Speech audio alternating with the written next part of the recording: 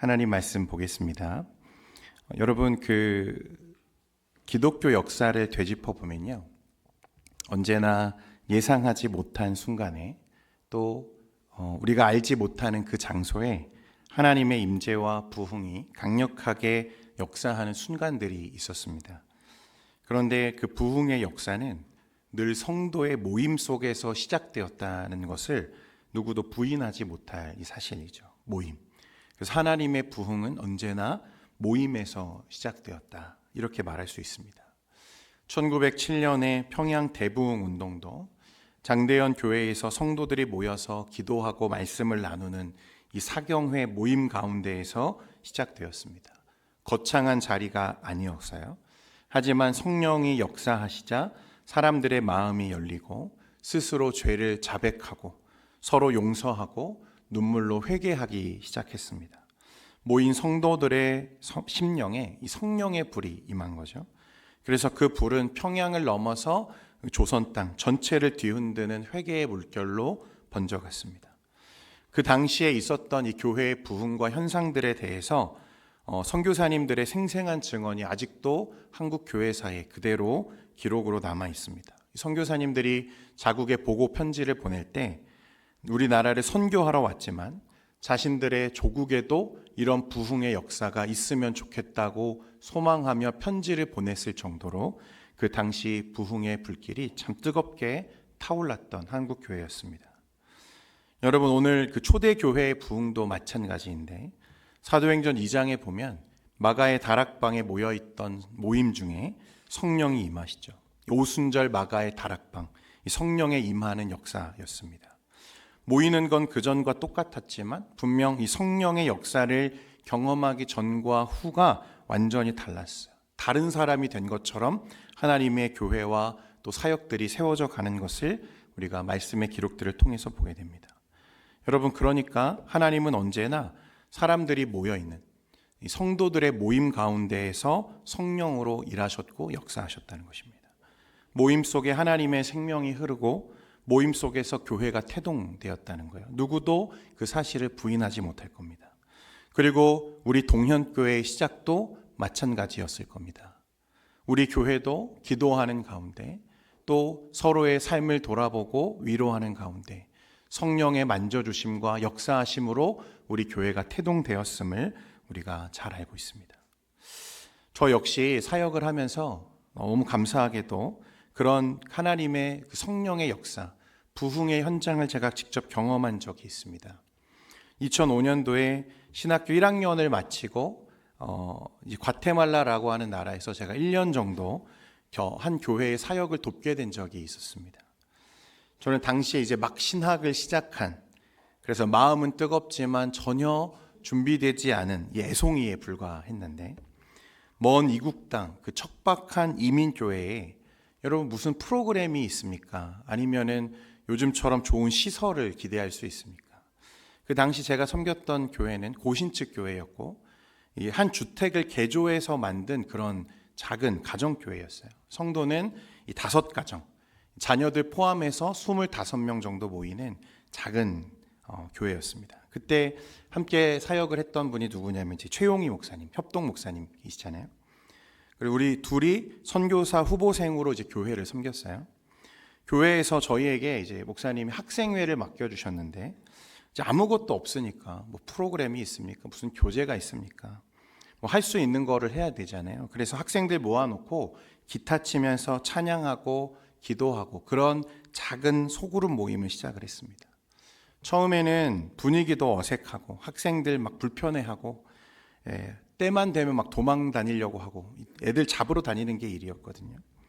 그런데 좀 시간이 지나면서 찬양이 주는 매력이 있어서 그런지 학생들이 조금씩 모이기 시작하고 모임이 정착해 갔어요. 그렇게 한 달, 2달이 조금 지났을까 이제 놀라운 변화가 그 모임에서부터 일어나기 시작했습니다.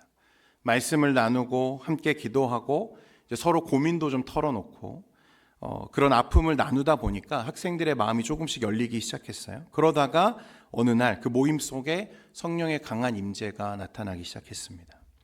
학생들이 스스로 자신의 죄를 회개하고 눈물로 고백하는 일들이 일어났어요.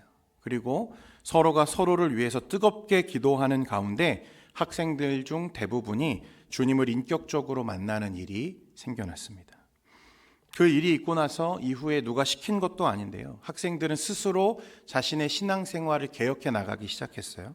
예배를 세우기 시작하고 찬양팀을 조직하고 그 찬양팀을 섬기기 앞서서 예배 1시간 전에 모여서 학생들이 서로 손을 붙들고 예배를 위해서 기도하는 모임들이 막 생겨나기 시작했습니다. 여러분, 그런 모임에, 그런 예배에 은혜가 없을 리가 없죠. 뜨겁게 하나님이 역사하시는 거예요.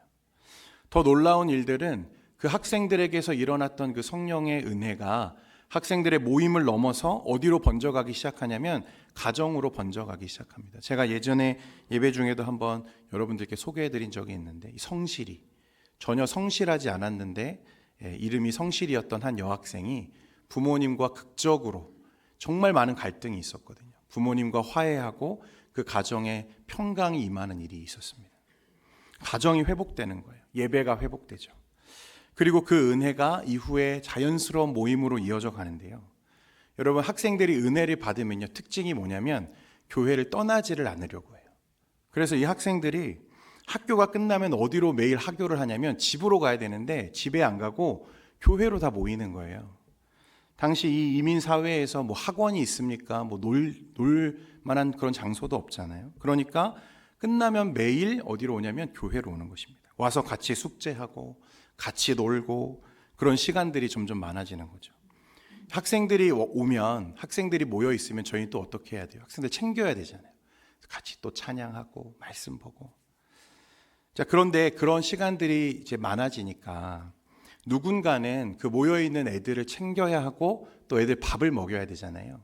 그래서 그 모여 있는 학생들 중에 그 부모 중에 솜씨 좋은 한 여집사님이 오셔서 아이들을 위해서 이제 밥을 해주시기 시작하는 거예요. 챙겨주시는 거죠.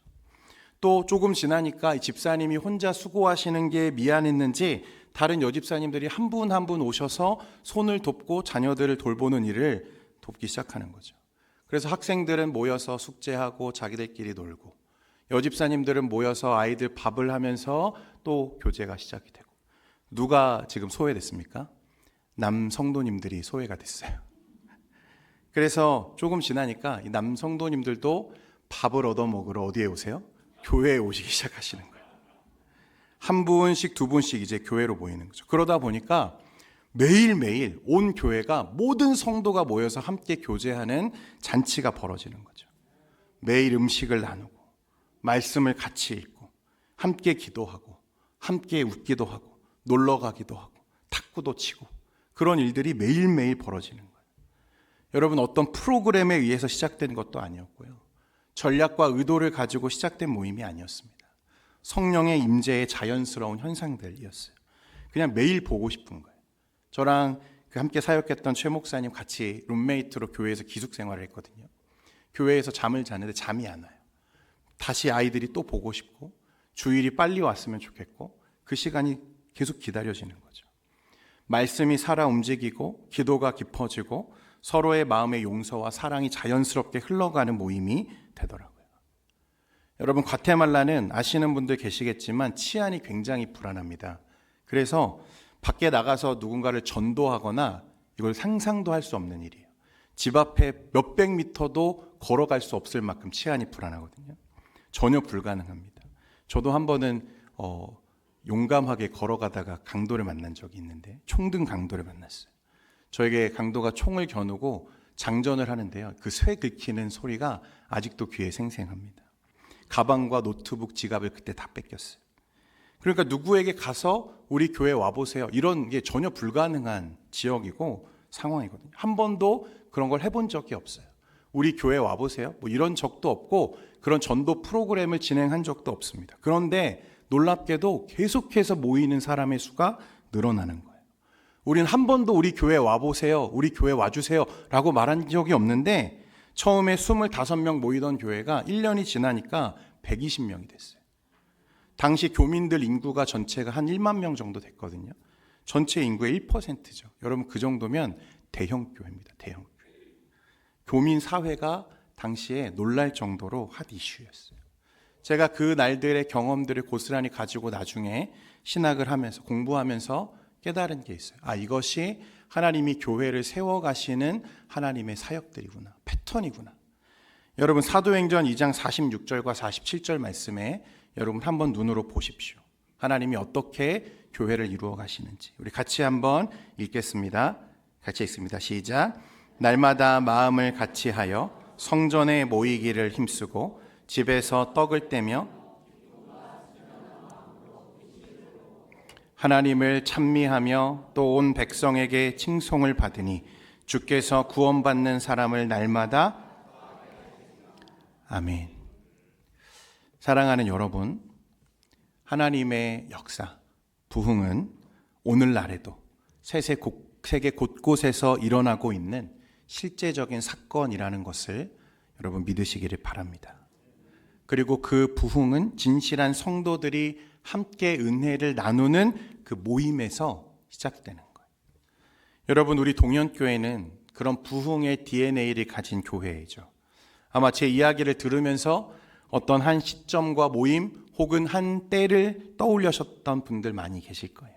그래, 우리 그때 진짜 행복했는데, 우리 그 모임 진짜 너무 즐거웠는데. 부흥은 거창한 것에서 시작되는 게 아니라 우리의 모임 중에 성령의 역사로 시작되는 것입니다.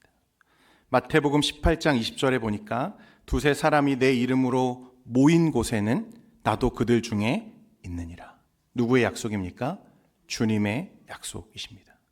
모인 곳에는, 내 이름으로 모인 곳에는 나도 그들 중에 있느니라. 밤이 늦도록 헤어지기가 아쉬워서 그렇게 진행되었던 우리 구역 예배들, 대신방 때가 되면 여러분 어땠습니까? 너나 할 것 없이 함께 모여서 손을 돕고 음식을 나누고 삶을 나누고 세상 어디에서도 꺼내놓지 못했던 내 고민과 아픔을 털어놓을 수 있었던 진실한 모임들. 제가 신방에 가면 우리 권사님들이 저에게 그날의 추억들을 막 이야기하세요. 그 이야기만 들어도 너무 즐겁고 행복해요. 산으로 들로 거리와 상관없이, 여건과 상관없이 성도들을 돌보는 일에 모두가 함께 했던 그날의 추억들. 이야기만 꺼내도 행복한 거죠. 우리 모두는 그런 모임들을 꿈꾸고 있고 지금도 그리워하고 있다는 사실입니다. 사랑하는 성도 여러분, 하나님은 오늘도 그렇게 모이는 교회를 찾고 계십니다. 사람들은 교회의 성장이 프로그램 때문이다, 혹은 시설이 좋아서 그렇다, 그렇게 말합니다. 시설이 좋으면 당연히 좋습니다. 너무 편하죠. 편리합니다. 프로그램이 잘 갖추어져 있으면 당연히 좋아요. 그런데 그것은 본질은 아닙니다. 핵심은 아니에요. 여러분, 본질은 진실한 성도의 모임이고 핵심은 성령의 역사입니다. 그래서 모임은 교회의 생명이라는 거예요. 지난 한 주간 우리가 30일간의 묵상을 시작하면서 한 주간 다루었던 주제는 무엇이었냐면 교회였습니다. 교회가 무엇인지를 나누었죠. 그래서 교회는 어떤 것인지, 또 교회가 어떻게 세워져 가야 하는지, 그리고 그게 2025년 우리 교회가 품은 말씀들이죠. 여러분, 우리 표지가 무엇입니까? 함께 지어져 가는 동현교회잖아요. 그래서 내가 교회구나, 내가 지체구나, 내가 세워가야 하는 내 교회구나 라고 하는 것을 확인하는 시간들이었습니다. 그러면 여러분, 그 교회 위에, 그 걸음 위에 이제 새롭게 써내려가야 할, 또 새롭게 세워질 우리의 다음 걸음은 무엇인가? 여러분, 그것은 모이기를 힘쓰는 교회입니다. 이게 내년 우리 동현교회의 표어입니다. 무엇이라고요, 여러분? 모이기를 힘쓰는 교회. 흩어졌던 마음들이 다시 모이고, 식었던 사랑이 다시 흐르고, 각자의 삶의 자리가 주의 복음과 은혜 안에서 우리 모든 모임 안에 연결되어져 갈 때 하나님이 우리 교회의 큰 부흥으로 다시 일으키실 것을 믿습니다. 여러분, 오늘 히브리서 10장 25절 말씀에도 이렇게 우리에게 말씀합니다. 모이기를 폐하는 어떤 사람들의 습관과 같이 하지 말고 오직 권하여 그날이 가까움을 볼수록 더욱 그리하자. 여러분, 이 당시 교회가 처한 상황을 우리가 역사적으로 살펴보면요, 이 짧은 구절이 우리에게는 아무것도 아닌 것처럼 보였겠지만 이건 정말 절박하고 처절한 외침이었습니다. 히브리서가 기록될 당시의 초대 교회는요, 로마의 극심한 박해가 절정에 달을 때였거든요. 예수를 믿는다는 이유로 재산을 몰수당하고 사회적인 관계가 끊어지고 심지어 가족에게 버림받는 일이 흔한 시대였습니다. 성도들은 날마다 두려움 속에서 모여 있었어요. 모이는 건 위험한 일이었습니다. 예배드리러 왔다가 체포당하는 일이 비일비재하고 또 잡혀간 그 누군가가 함께 생명을 나누고 말씀을 나누던 내 지체가 어느 날 순교하는 일이 비일비재하게 일어났다는 거예요. 얼마나 많은 사람이 죽었는지 모릅니다.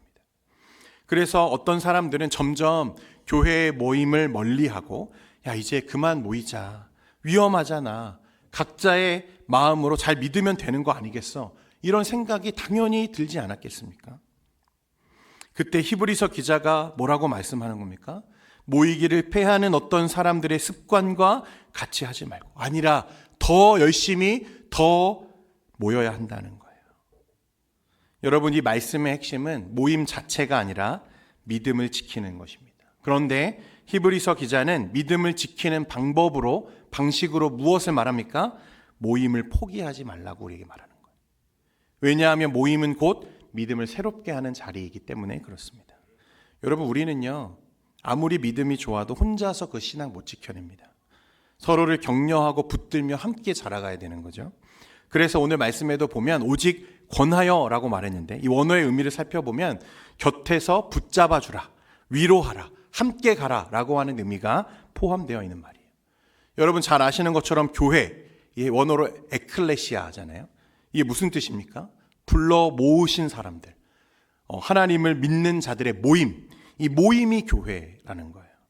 그러니까 교회가 모이지 않는 것은 이름만 교회일 뿐이지 교회가 아닙니다. 모임이 있어야 교회가 교회다운 거고 모임이 있을 때 그 모임 속에 성령의 역사가 나타난다는 거예요. 모임은 교회의 선택이 아니라 그러므로 교회의 존재의 이유와도 같은 거예요. 그래서 우리 믿음의 선배들은 모이기 위해서 생명을 걸었던 것입니다. 그래서 그 박해가 절정에 달했던 그 시대에도 성도들은 이 말씀을 붙잡고 지하로 산속으로 집집마다 여러분 흩어져서라도 예배의 불을 끄지 않았던 거죠. 세상은 모임을 막으려고 애쓰고 그들을 방해했지만 결코 그 모임을 끊어내지 못했습니다. 목숨을 걸고 모였거든요. 생명을 걸고 모였다는 거예요.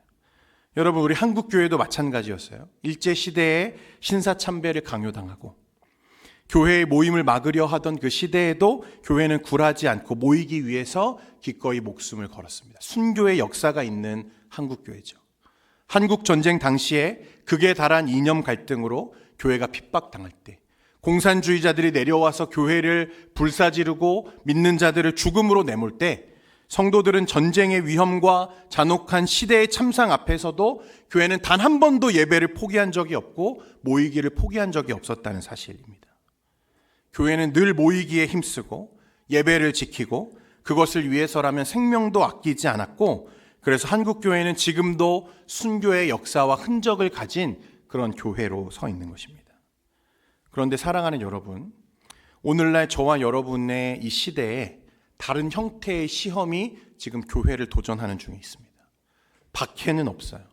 핍박은 없습니다. 그 누구도 우리가 교회에 와서 예배드린다고 우리를 나무라거나 핍박하는 자들이 없죠. 그런데 무엇이 있습니까? 편리함이라고 하는 새로운 도전이 이 시대 가운데 던져졌습니다. 박해 대신에 편리함이 우리의 모임을 위협한다는 거예요. 코로나 이후에 사람들은 굳이 모이지 않아도 되는 것 아니야? 그때도 집에서 예배 드렸는데 라는 생각이 이제 이내 바뀐 것 같아요. 그래서 우리가 가나안 성도라고 하잖아요. 안 나가는 성도들이 많다는 거죠. 온라인 예배, 영상 예배, 개인의 경건, 여러분 물론 유익한 도구들이 될 수 있는 것들이죠. 하지만 그로 인해서 함께 모이는 이 모임의 본질, 교회의 색깔이 희미해져 간다는 것입니다. 여러분 편리함이 신앙의 본질을 대신할 수는 없다는 거예요. 여러분 죄송하지만 모니터 안에는 울어주는 사람도 손잡아주는 내 지체가 없는 거죠. 신앙은 언제나 관계 속에서 자라는 것입니다. 그 관계의 중심이 모임이고요. 이 모임이야말로 교회의 생명이에요. 여러분, 제가 권면드립니다. 교회를 그저 종교적인 어떤 모임으로 인식하고 예배만 드리고 계시는 분들이 있다면 이 진실한 모임에 여러분의 삶을 던지시기를 바라요. 그게 교회의 핵심이고 진짜 신앙입니다. 그 모임 가운데 우리는 그리스도의 생명을 누리고 말씀을 나누고 은혜를 나누는 가운데 우리의 신앙이 함께 세워져 가는 거예요. 히브리서 기자는 또 그날이 가까움을 볼수록 더욱 그리하자고 말했는데, 그날은 재림의 날이죠. 주님의 날이고 믿음의 완성의 날을 뜻하는 것입니다. 시간이 흐를수록, 세상이 어두워질수록 더 자주, 더 간절히, 더 사랑으로 모이라고 말씀하는 거예요. 세상이 끝으로 갈수록 여러분 무엇이 더 필요하냐면 그리스도의 사랑 안에서 모여지는, 성령의 역사로 말미암아 이루어지는 모임이 더 필요한 것입니다.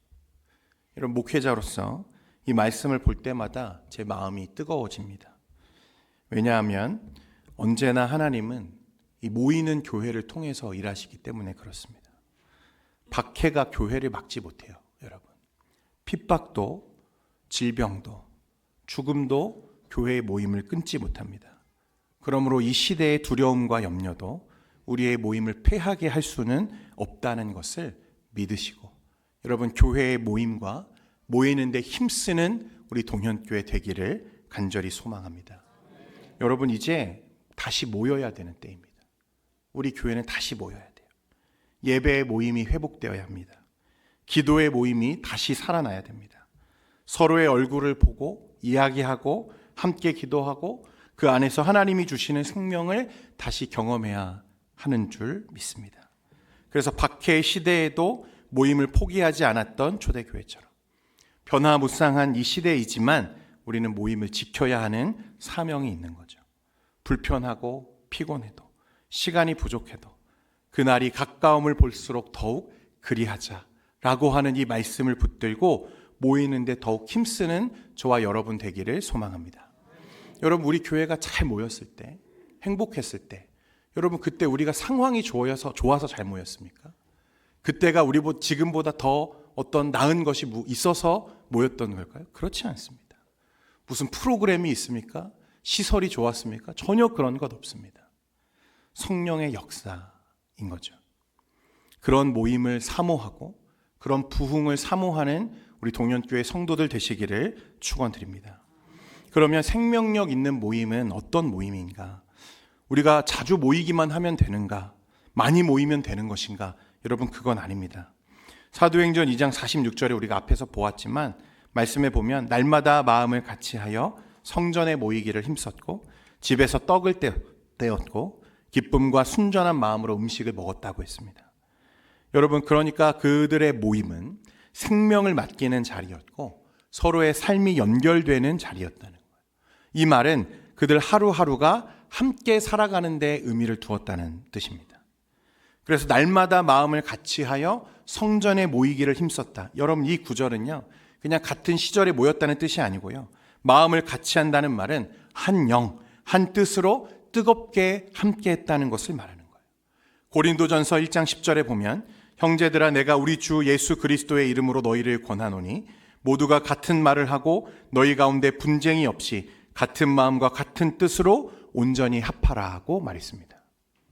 빌립보서 2장 1절과 2절 말씀에도 보면 우리 같이 한번 읽겠습니다. 빌립보서 2장 1절과 2절입니다. 시작.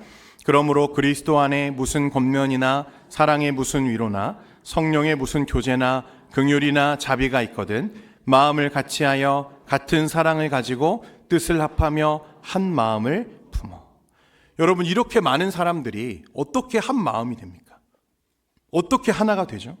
우리는 다 다른데, 배경도 다르고 성격도 다르고 방식도 다르고 자라온 모든 것이 다 다른데 어떻게 한 마음이 됩니까? 그것은 우리의 중심이 그리스도 안에 있을 때, 그리스도일 때, 우리의 마음이 그리스도 안에서 만날 때에만 가능한 거죠. 초대교회의 모임은 그래서 어떤 모임입니까? 예수 중심의 모임이었다는 것입니다. 이게 제일 중요한 거예요. 그냥 모이는 것만이 중요한 게 아니라 예수가 중심이 되는 모임이 우리에게 필요한 것입니다. 두 번째로 본문에 보면 집에서 떡을 떼며 기쁨과 순전한 마음으로 음식을 먹었다고 했는데 그들의 모임은 단순히 성전 예배로 끝난 게 아니에요. 어디로 이어집니까? 삶 속으로 이어졌어요. 떡을 뗀다는 것은 그냥 식사를 말하는 것이 아닙니다. 함께 음식을 나눌 수 있는 관계를 뜻하는 거예요. 예배와 식탁이 하나로 이어져 있었다는 것입니다. 그들의 신앙과 예배는 일상 속의 삶으로 스며들어가고 흘러가고 있었다는 거예요. 그래서 교회 안에서 함께 예배하고 집에서는 서로의 가정을 열고 함께 식사를 나누는 관계로 이어졌습니다. 식탁이 곧 예배의 연장이 되었다는 거죠. 성찬과 애찬이 예배 뒤에 이어졌습니다. 그들은 그 자리에서 삶을 나누고 서로를 위해서 기도했고 하나님이 주신 말씀의 은혜를 붙들고 서로를 위로하며 격려하고 붙들어 주었어요. 그 모임이 그 박해를 견디는 힘이었다는 것입니다. 그래서 여러분, 교회의 모임은 형식이 아닙니다. 삶이 나누어지고 마음이 나누어지고 서로가 서로를 붙들어주는 자리여야 하는 거예요. 여러분, 우리 교회 안에 얼마나 많은 모임이 있습니까? 전도회, 예배, 그리고 여러 가지 사역들을 위한 모임들이 많이 있습니다. 여러분, 모이는 게 능사가 아니라 그 안에 무엇이 흘러야 됩니까? 은혜가 흘러야 될 줄 믿습니다. 여러분이 속하신 그 모임들을 위해서 기도하십시오. 하나님, 우리 모임에 그 회에 하나님 성령의 역사가 임하고 그리스도의 은혜의 말씀이 흐르고 서로가 사랑을 나누고 형식적인 모임이 아니라 진실한 사랑과 사랑이 만나는 귀한 은혜의 자리가 되도록 기도할 수 있기를 바랍니다. 그래서 초대 교회의 모임의 특징은 경계가 허물어진 모임이었다는 거예요. 부자와 가난한 자, 유대인과 이방인, 남자와 여자, 주인과 종 사이의 구분이 사라졌습니다. 그들이 한자리에 모일 때 신분의 벽은 무의미한 거였어요. 마음의 경계가 허물어지고 삶의 경계가 허물어졌습니다. 서로를 형제라 부르고 자매라 부르는 거죠. 누가 더 위에 있지 않고 더 귀하지 않은 그리스도 안에서 모두가 한 몸이 되는 진실한 교회의 모임이었다는 것입니다. 교회의 모임은 그래서 단순한 한 시간의 예배가 아닙니다. 여러분, 우리 가정으로, 일터로, 우리의 삶으로 이어지는 은혜의 흐름이 바로 모임이고 교회여야 되는 거죠. 그래서 초대 교회의 모임에는 늘 삶의 향기가 있었어요. 음식 냄새, 웃음소리, 기도의 눈물. 여러분, 상황이 웃을 수 없는 상황이잖아요. 기쁠 수 없는 시대잖아요. 정말 위험한 시대거든요. 그런데 늘 그 모임은 어땠어요? 거룩하면서도 따뜻했던 거죠. 여기에 무슨 프로그램이 필요합니까? 무슨 시설이 있습니까? 서로를 품고 용서하고 나누고 하나 되어 살아가는 그 모임을 하나님이 기뻐하시고 거기에 생명을 더하신 거예요. 성도 여러분, 우리가 회복해야 할 본질이 바로 이것이라고 저는 생각합니다. 모임은 단지 시간에 맞추어서 모이는 그런 거 말하는 게 아니고 서로의 삶을 열어주고 마음을 열고 하나 되는 거, 그 자리에 예수 그리스도의 생명이 흘러갈 줄 믿습니다. 우리 동현교회가 2026년 추구하는 방향도 저는 여기에 두었습니다. 모이기를 힘쓰는 교회, 단순히 모이는 교회가 아니라 그리스도의 사랑을 나누는 진실한 모임, 이런 교회가 되기를 간절히 소망합니다. 그래서 생명력을 가진 모임으로 마음과 삶의 경계가 허물어질 수 있는, 서로 모여 말씀 나누고 기도하고 서로를 품고 세워주는 그런 자리가 되기를 소망합니다. 교회는 언제나 모임 속에서 세워졌고 흩어지면 약해지고 모이면 강해지는 역사가 있죠.